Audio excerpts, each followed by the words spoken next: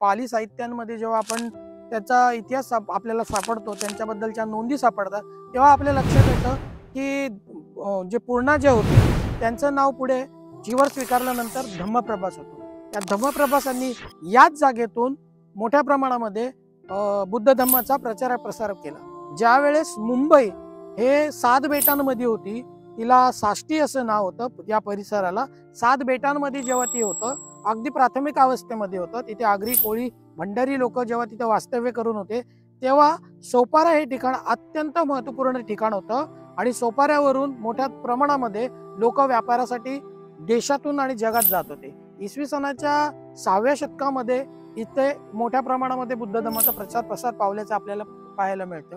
आणि त्यातूनच आपल्याला बुद्ध धम्म या भूभागात स्वीकारला, बुद्ध धम्म इथून स्वीकारला गेला याची माहिती आपल्याला मिळते. हा अत्यंत महत्वाचं आणि अत्यंत पवित्र ठिकाण आहे, जिथे कधी सम्यक संबुद्धांचं भिक्षापात्र आलेलं होतं. हाच तो महत्वाचा सोपारा स्तूप.